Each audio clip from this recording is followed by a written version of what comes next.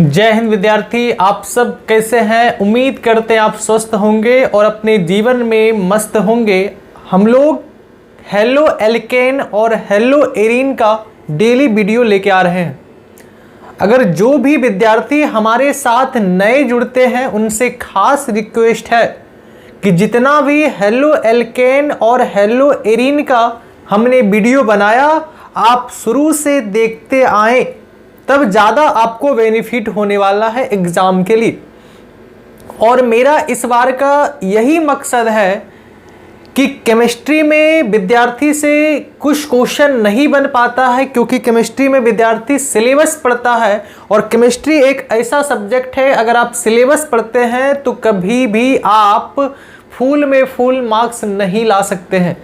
लाने का रास्ता क्या है हम आपको बताते हैं। सिलेबस के साथ साथ क्वेश्चन का प्रैक्टिस कीजिए प्रत्येक चैप्टर का, क्योंकि उससे आपको बहुत सारे चीज़ों की नॉलेज होगी। साथ साथ में एडवांटेज बहुत सारे चीज़ों को देखने को मिलेगा जो आप नहीं पढ़ पाते हैं सिलेबस में, उसके अलावा भी एक्स्ट्रा नॉलेज आपको मिलेगा। तो हम देखिए यही उम्मीद करके रखे हैं कि विद्यार्थी सारे वीडियो को कंटिन्यू देखे, लगातार देखे। ऐसा नहीं है केवल एक दिन एनर्जी में आए अगला दिन शांत हो गए। ऐसा कहानी हमारे साथ भी हो सकता है, आपके साथ भी हो सकता है। तो इसलिए आप लोगों से खास रिक्वेस्ट है कि वीडियो को डेली देखें, डेली वॉच करें और अपने दोस्तों के साथ, संबंधियों के साथ और मित्रों के साथ शेयर करें। और मेरा इस बार का यही टारगेट है कि एग्जाम में जहां से भी क्वेश्चन उठा के पूछा जाता है, कोई भी टॉपिक ऐसा ना छूटे जो एग्जाम में ना बन पाए। मेरा इस बार का यही विश्वास है, उम्मीद है कि हम ऐसे ऐसे टॉपिक को यूट्यूब चैनल पे बताएं जो एग्जाम में अधिकांश क्वेश्चन पूछा जाता है, नहीं भी पूछा जाता है, लेकिन पूछा गया है 10 से 12 साल के अंदर। ऐसा नहीं कि कंटिन्यू आज ये पढ़ा दिए तो यही आएगा, यही टॉपिक आएगा, नहीं। जितना टॉपिक हम आपको पढ़ाएंगे उसमें से कन्फर्म है, 100% है, 1000% है कि उतना में से ही आएगा। क्योंकि हम ऑफलाइन के अनुसार हम बता रहे हैं, हमको ज़्यादा तो एक्सपीरियंस हो ही गया। 5 साल 6 साल बहुत बड़ा एक्सपीरियंस होता है। हमने इस टीचर के क्षेत्र में, ऑफलाइन के सेंटर में हमने 5 से 6 साल इन्वेस्ट किया और हमने यही देखा कि अनुभव बहुत बड़ा रोल निभाता है आपके लाइफ में।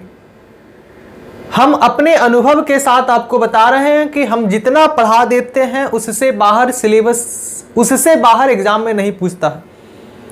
ये 5 साल का एक्सपीरियंस करता है, लेकिन ऐसा नहीं होता है। बिहार बोर्ड अपने आप को परिवर्तन लेके आ रहा है। बिहार बोर्ड अपने आप में परिवर्तन कर रहा है। बिहार बोर्ड में आने वाले समय में कंसेप्चुअल क्वेश्चन पूछने वाला है। ऐसा नहीं है कि 10 साल का प्रीवियस ईयर का क्वेश्चन बना ले और आप फोड़ के आ जाए। ऐसा अब पॉसिबल नहीं है। जैसे इस बार का आपने बायोलॉजी में देखा होगा, सुनते हैं कि जो टीचर सिलेबस पढ़ाया है उसमें से सवाल बहुत कम ही आया है। क्यों भाई? हमें जहां तक अनुभव है, हमें जहां तक लगता है कि क्वेश्चन सिलेबस से ही आया है, क्वेश्चन हमारा जो है वो सिलेबस से ही आया है, लेकिन कॉन्सेप्ट वाला क्वेश्चन इस बार डाला गया। क्वेश्चन को एडवांस तरीके से किया गया। तो बाबू, अगर आप आने वाले समय को अगर आप नहीं देखते हैं, आपका नजरिया दूर नहीं होगा। अगर कोई भी टीचर का भी नजरिया दूर नहीं होगा, केवल रटे रटाए चीज को पढ़ा रहा है, तो याद रखना आप बहुत बड़ा गलती कर रहे हो, आप बहुत बड़ा मिस्टेक कर रहे हो। हमने अपने 5 साल के एक्सपीरियंस में जो जो मैंने गलतियां की उसको हम अपडेट कर रहे हैं, उसमें हम अपने आप को सुधार ला रहे हैं। ऐसा नहीं कि मेरे में 100% सही ही होगा, कुछ तो खामियां होगी, क्योंकि हम भी एक इंसान हैं। तो मेरे प्यारे दोस्त, आज हम लोग जो टॉपिक पढ़ने जा रहे हैं, इस टॉपिक से भी एग्जाम में सवाल आता है और हम आपको बता देना चाहते हैं कि अभी हम इससे पहले क्वेश्चन आंसर बनवा रहे थे। 1 से 2 दिन में आप देख रहे होंगे, 1 से 2 दिन के अंदर आप देख रहे होंगे कि हम कुछ कुछ टॉपिक को चूज करके, अर्थात उसको देखते हुए, क्वेश्चन को देखते हुए कि किस किस टॉपिक से क्वेश्चन बनाया गया है, उस टॉपिक को हमने पहले पढ़ा रहा, यानी हम पढ़ा रहे हैं उस टॉपिक को। जैसे कल आपने देखा था कि हमने विद्युत द्विध्रुव आघूर्ण पढ़ाया।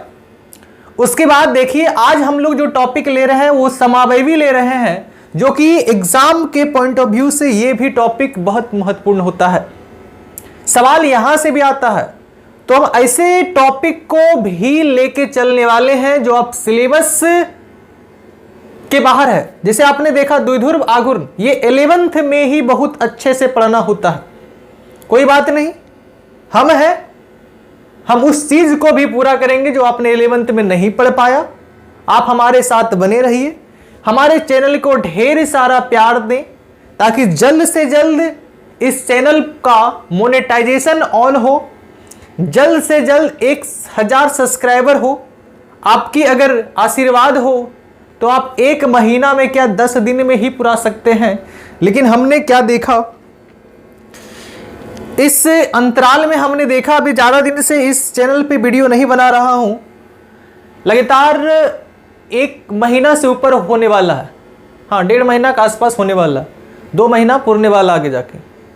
विद्यार्थी क्या करता है, जरूरत होता है चैनल को सब्सक्राइब कर लेता है, उसके बाद उसे अनसब्सक्राइब कर देता है। कोई बात नहीं, अगर आपको ऐसी ही लगती है कि हमें सर का चैनल का अनसब्सक्राइब करो, इसका ढेर बहुत आगे बढ़ रहा है, तो अगर आपको ऐसा लगता है तो आप जरूर अनसब्सक्राइब कर लें। ये आपकी इच्छा है, ये आपकी मर्जी है, लेकिन हम वीडियो डालते रहेंगे। जो हमारे साथ दिल से जुड़े होंगे, जो हमारे साथ बैर नहीं करेंगे, हम उनके लिए वीडियो डालते रहेंगे। अगर जो बैर भी कर रहे हैं हम उनके लिए भी डाल रहे हैं, ठीक है, आप देखिए, कोई बात नहीं। तो चलिए, कुछ तो खामियां होता है ना, कहावत है कि जिस पत्तल में खाते हो उसी में छेद करते हो। कोई बात नहीं, इससे आपको सीख मिलना चाहिए। अगर आप नहीं सीखते हैं जीवन काल में तो आप बहुत बड़ा त्रुटि कर रहे हैं। शिक्षा एक ऐसी हथियार है, शिक्षा एक ऐसी तलवार है जिसके पास आ गया तो उसको याद रखना कोई मिटा नहीं सकता है, कोई हिला नहीं सकता है, कोई चुरा नहीं सकता, क्योंकि शिक्षा ही एक ऐसा धन है जिसे अगर एक बार स्टडी कर लिए ना तो इसको कोई चुरा नहीं सकता। बाकी बात दुनिया का हर चीज आपका चुरा सकता। इसलिए अपने टैलेंट पे, अपने नियत पे, अपने काबिलियत पे विश्वास रखें। आप एक दिन जरूर सफलता की ओर बढ़ेंगे। तो मिलते हैं क्वेश्चन के साथ, मिलते हैं इस टॉपिक के साथ। आज का जो टॉपिक है वो बहुत आनंद वाला टॉपिक है, जिस टॉपिक का नाम है भैया समावयवी। चलिए सीखते हैं, और बड़ा आसान टॉपिक है, आप जल्द सीख जाएंगे। देखिए, समावयवी का परिभाषा आपके स्क्रीन पे लिखा हुआ है कि वे कार्बनिक यौगिक जिनके अणुसूत्र समान होते हैं लेकिन भौतिक और रासायनिक गुण भिन्न भिन्न होते हैं, समावयवी कहलाता है। और ऐसी घटना समावयविता कहलाता है। याद कीजिए, वैसा कार्बनिक यौगिक जिनका अणुसूत्र समान होता है परंतु भौतिक गुण और रासायनिक गुण अलग अलग होता है, समावयवी कहलाता है। और यह पूरा घटना समावयविता कहलाता है। याद कीजिए, कमेंट में लिखिए परिभाषा को। बड़ा मस्त टॉपिक है और इससे बहुत क्वेश्चन पूछा जाता है। तो ऐसा ना हो कि विद्यार्थी को समझ में नहीं आए, क्योंकि हम देख रहे हैं केवल क्वेश्चन आंसर करवा रहे हैं, जो हमारे साथ नए जुड़ रहे हैं उनको दिक्कत होता है। अब उनको भी दिक्कत नहीं होगा, क्योंकि हम उस टॉपिक को पहले पढ़ा देंगे और उसके बाद इससे संबंधित जो भी क्वेश्चन आंसर है वो कराएंगे, क्योंकि नए स्टूडेंट जब आते हैं तो यहां पे कुछ उम्मीद से आते हैं। फिर से इसे याद कीजिए कि वैसा कार्बनिक यौगिक जिनका अणुसूत्र समान होता है किंतु भौतिक गुण और रासायनिक गुण अलग अलग होता है, समावयवी कहलाता है, और यह घटना समावयविता कहलाता है। देखो कितना आसान परिभाषा था। आइए इसको एग्जांपल से समझते हैं। एग्जाम्पल आपके स्क्रीन पे लिखा हुआ है, देखिए ये कोई अणुसूत्र है जो है C2H6O। परिभाषा क्या बोल रहा था कि वैसी कार्बनिक यौगिक जिनका अणुसूत्र समान हो लेकिन भौतिक गुण और रासायनिक गुण अलग अलग हो। आप ध्यान से देखें, इस अणुसूत्र का जब स्ट्रक्चर बनाया गया तो इसमें कार्बन का संख्या 2 है, H का संख्या 3, 2, 5, 1, 6 है, और O का संख्या कितना है, 1 है। इसमें भी देखिए कार्बन का संख्या 2 है, H का संख्या 6 है, और O का संख्या क्या है भाई, 1 है। तो दोनों का अणुसूत्र क्या है, समान है, लेकिन इसका भौतिक गुण और रासायनिक गुण अलग अलग है। क्यों भाई? क्योंकि जब आप इसका नामकरण करेंगे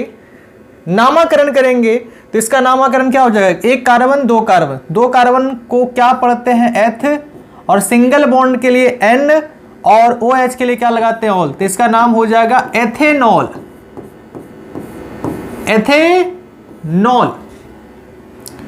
इसका अगर आप IUPAC नामकरण करेंगे तो इधर भी कार्बन का संख्या 1, इधर भी कार्बन का संख्या 1, तो मिथ लिखेंगे, O है, मिथ में ऑक्सी लगा देंगे, हो जाएगा मिथॉक्सी। क्या हो जाएगा, मिथ में ऑक्सी लगा देंगे तो हो जाएगा मिथॉक्सी, और ये हो जाएगा मीथेन, मिथॉक्सी मीथेन। अगर आप इसका साधारण नाम लिखेंगे तो बताओ क्या होगा, कौन बोलेंगे, एथिल एल्कोहल। इसका साधारण नाम क्या होगा भाई, एथिल एल्कोहल।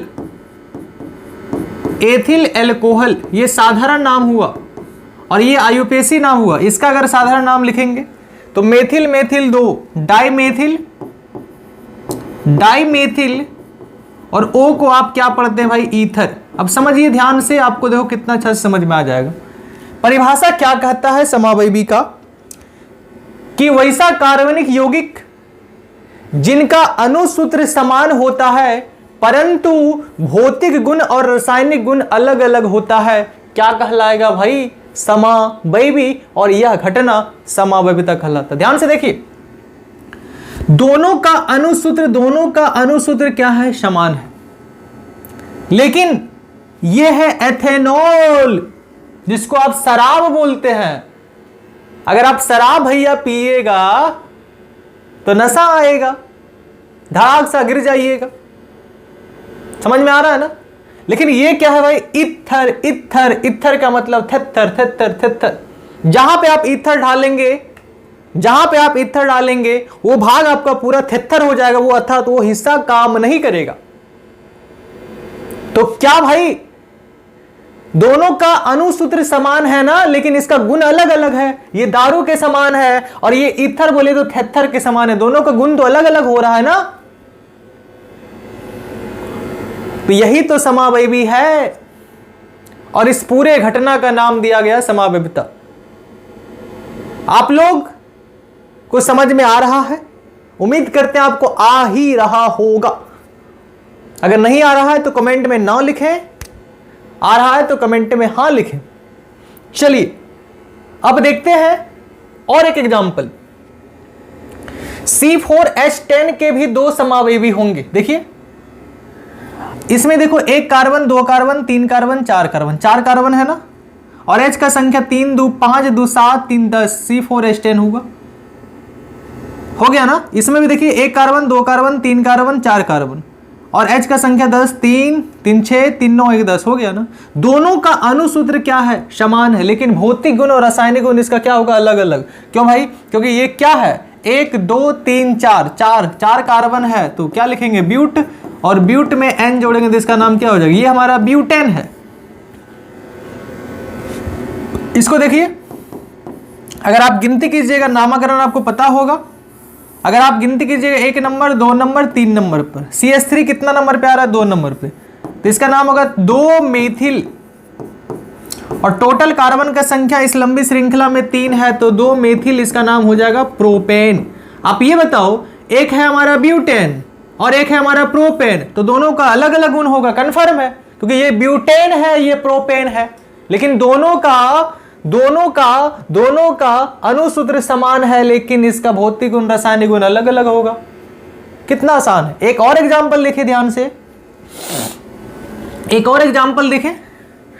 अणुसूत्र C3H8O के 2 समावयवी होंगे। थोड़ा चश्मा लगाते हैं भाई, लाइट का ज्यादा, हाँ देखो ध्यान से।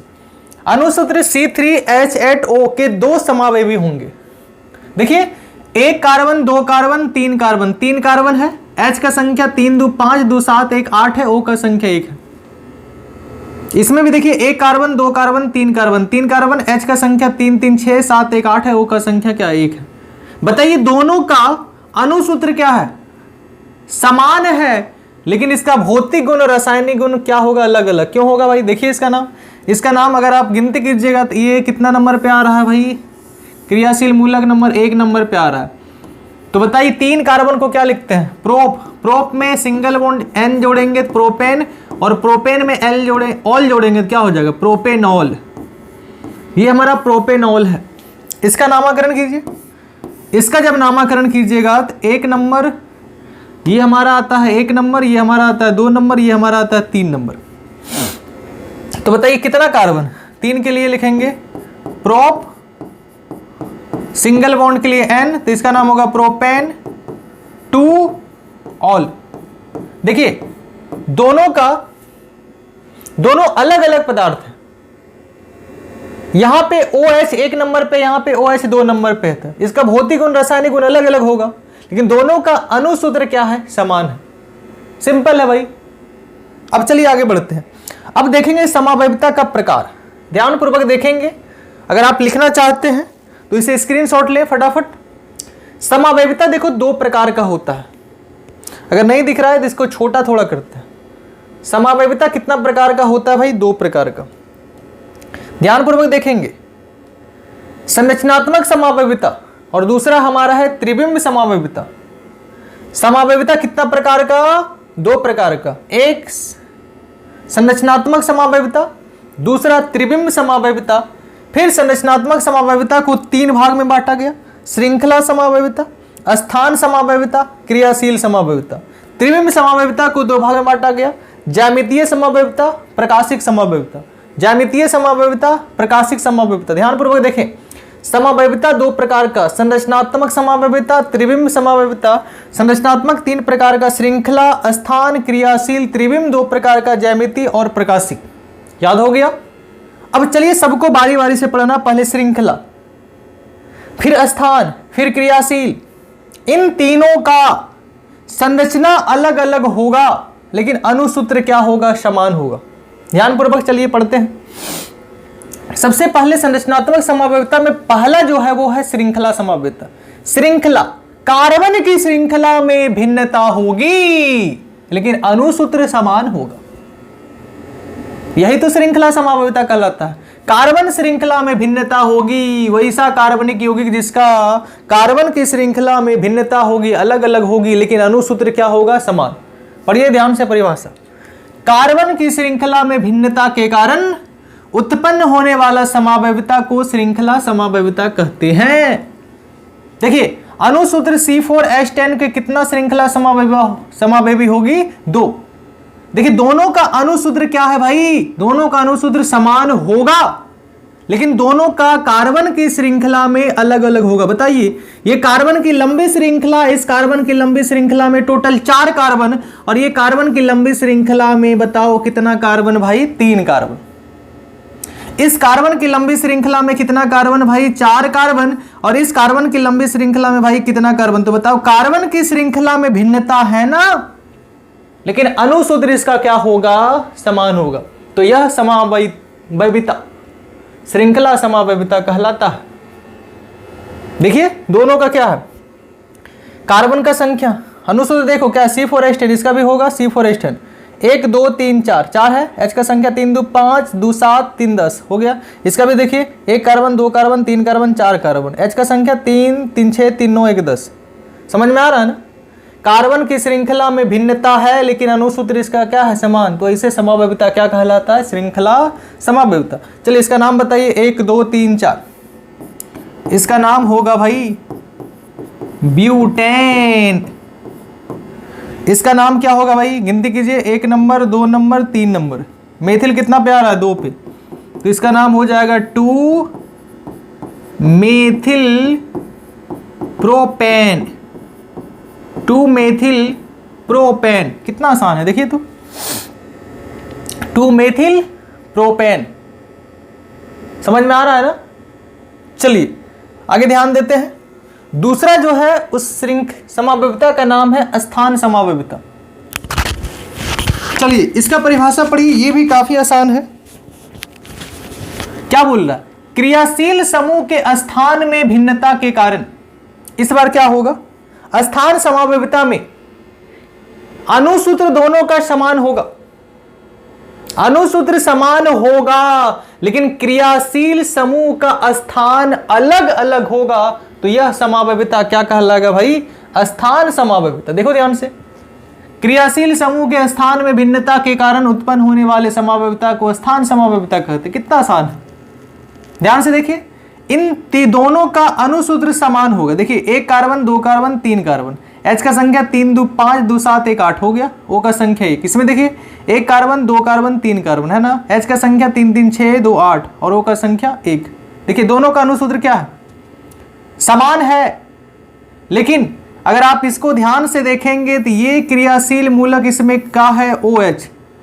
ये क्रियाशील मूलक बताओ कितना नंबर पे आ रहा है, ये जो हमारा क्रियाशील मूलक है ये 1 नंबर पे आ रहा है।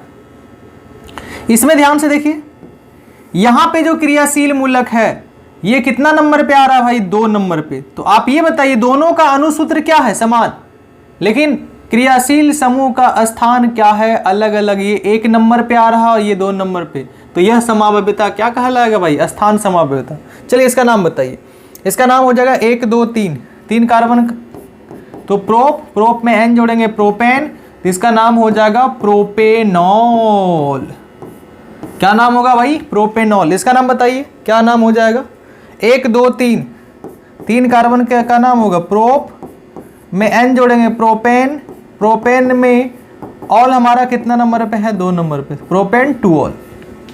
कितना आसान है। एक और है तीसरा, ध्यान से देखेंगे, क्रियाशील समावयवता। सिंपल है ये भी, जब 2 या 2 से अधिक यौगिकों के अनुसूत्र एक ही हो किंतु उनमें उपस्थित क्रियाशील समूह भिन्न भिन्न हो, वैसा कार्बनिक यौगिक जिसका अनुसूत्र क्या होगा, समान होगा, लेकिन उनमें उपस्थित क्रियाशील समूह अलग अलग होगा, तो ऐसी समावयवता को क्या कहते हैं, क्रियाशील समावयवता। चलिए फिर से याद कीजिए। सबसे पहला था श्रृंखला समावयवता। कार्बन की श्रृंखला अलग अलग होगा लेकिन अनुसूत्र क्या होगा, समान। याद हो गया, श्रृंखला समावयवता। स्थान समावयवता, क्रियाशील समूह का स्थान अलग अलग होगा लेकिन अनुसूत्र क्या होगा, समान। क्या कहलाएगा, स्थान समावयवता। थर्ड है क्रियाशील समावयवता। क्रियाशील समावयवता में क्या होगा, अनुसूत्र समान होगा। 2 या 2 से अधिक यौगिकों का अनुसूत्र क्या होगा, समान होगा, लेकिन उनमें उपस्थित क्रियाशील समूह अलग अलग होगा, तो यह समावयवता क्या कहलाएगा भाई, क्रियाशील समावयवता। देखिए ये अनुसूत्र है C2H6O, दोनों का अनुसूत्र देखो समान होगा। 1 2 कार्बन 3 2 5 1 6 है ना। यहां पे देखिए 1 कार्बन 2 कार्बन 3 3 6, लेकिन यहां पे आप ध्यान पूर्वक देखेंगे, यहां पे क्रियाशील मूलक क्या है, OH, जिसको आप क्या बोलते हैं, एल्कोहल। क्या बोलते हैं भाई, इसको आप क्या बोलते हैं, एल्कोहल। यहां पे बताओ क्रियाशील मूलक एल्कोहल है और यहां पे बताओ क्रियाशील मूलक क्या है भाई, ईथर। तो बताइए दोनों का अनुसूत्र क्या है, समान है। लेकिन इनमें उपस्थित क्रियाशील समूह अलग अलग है, तो ऐसे समावयविता को क्या बोलते हैं? क्रियाशील समावयविता। चलिए इसका नाम लिखना चाहते हैं यूपीएससी नाम, तो लिख दीजिए। कितना कार्बन है भाई? 2 कार्बन। 2 कार्बन को बोलेंगे एथ, एथ में एन जोड़ेंगे एथेन, एथेन में ऑल जोड़ेंगे क्या होगा? एथेनॉल। चलिए इसका नाम बताइए क्या हो जाएगा? Methoxy methane. इसका नाम हो जाएगा मिथॉक्सी मीथेन। कितना आसान है देखो तो। अब आइए त्रिविम समावयविता, ये काफी आसान है। त्रिविम समावयविता को पढ़ने से पहले कुछ पॉइंट आपको हम बता रहे हैं, इसको याद करना है। देखिए एक पॉइंट आता है सिस, एक पॉइंट आता है ट्रांस, समझिए ध्यान से। देखिए सिस का परिभाषा क्या है? वैसी समावयवी जिनमें 2 समान समूह द्विबंध के एक और स्थित हो, सिस कहलाता है। और वैसी समावयवी जिनमें 2 समान समूह द्विबंध के अलग अलग स्थित हो, क्या बोल रहा? वैसी समावयवी जिनमें 2 समान समूह द्विबंध के विपरीत दिशा में स्थित हो, ट्रांस रूप कहलाता है। याद कीजिए, वैसी समावयवी जिनमें 2 समान समूह द्विबंध के एक और स्थित हो, सिस रूप कहलाता है। और वैसी समावयवी जिनमें 2 समान समूह द्विबंध के विपरीत दिशा में स्थित हो, ट्रांस रूप कहलाता है। देखिए एग्जांपल में देखिए, ये दोनों समान समूह H, यहां भी H, दोनों द्विबंध के एक और स्थित हैं। ये दोनों समान समूह दोनों द्विबंध के एक और स्थित हैं, ये सिस कहलाएगा। यहां पे देखिए 2 समान समूह, एक इधर है तो वही एक इधर है, दोनों एक दूसरे के विपरीत है। यहाँ CH3 2 समान समूह, दोनों एक दूसरे के क्या है? विपरीत, एक ऊपर है तो एक नीचे है। तो अगर द्विबंध के दोनों समान समूह विपरीत दिशा में होगा तो ट्रांस। द्विबंध में 2 समान समूह एक ही और स्थित होगा तो ये क्या कहलाएगा? सिस। तो याद रखना, ज्यामितीय समावयविता त्रिविम समावयविता का पहला प्रकार है। इसका डिफिनेशन बहुत मस्त है, आसान है। इसमें सिर्फ और सिर्फ एल्किन समूह पे ध्यान देना है। यह समावयविता वैसे एल्किनों या उनके व्युत्पन्नों द्वारा प्रदर्शित होती जिनके द्विबंध से जुड़े प्रत्येक कार्बन के साथ 2 भिन्न भिन्न समूह है ना। यहां पे H है, यहां पे CH3 है, 2 भिन्न भिन्न समूह है। तो ऐसे समावयविता क्या कहलाता है? ज्यामितीय समावयविता। ये देखिए सारा कुछ साधारण नाम है भाई, साधारण नाम, नॉट IUPAC नाम, नॉट IUPAC नाम। इसका नाम सिस क्यों पड़ा? समझ में आ गया होगा। और टोटल लिखिए 1 कार्बन 2 कार्बन 3 कार्बन 4 कार्बन। सिस पहले लिखेंगे, 4 कार्बन है, ये डबल बॉन्ड 2 नंबर पे हमने 2 लिखा, टोटल 4 कार्बन का ब्यूटीन डबल बॉन्ड। यहाँ पे देखिए इसके ट्रांस कैसे पड़ा आपको समझ में आ गया। ये 2 नंबर पे डबल बॉन्ड, क्योंकि 1 2 3 4 कार्बन ब्यूटीन, तो नाम पता चल गया होगा। चलिए एक और है जिसका नाम है प्रकाशिक समावयविता, और ये सबसे अंतिम है और आसान है। देखिए क्या है प्रकाशिक समावयविता, क्या बोलता है? एक कार्बन परमाणु से 4 भिन्न भिन्न परमाणु अगर जुड़े हों, देखिए एक कार्बन परमाणु होगा और आपको पता है कार्बन हमेशा 4 बॉन्ड बनाता है और चारों बॉन्ड में अलग अलग समूह जुड़ा होगा। 4 भिन्न भिन्न, ये गलत यहां लिखा गया, यहां पे Cl होना चाहिए, यहां पे Cl होना चाहिए। हाँ देखिए कार्बन हमेशा 4 बॉन्ड बनाता है और चारों बॉन्ड में अलग अलग समूह अगर होगा तो ऐसे समावयविता क्या कहलाएगा? प्रकाशिक समावयविता। देखिए यहाँ H है, यहाँ Cl है, यहाँ Br है, यहाँ CH3 अलग अलग है।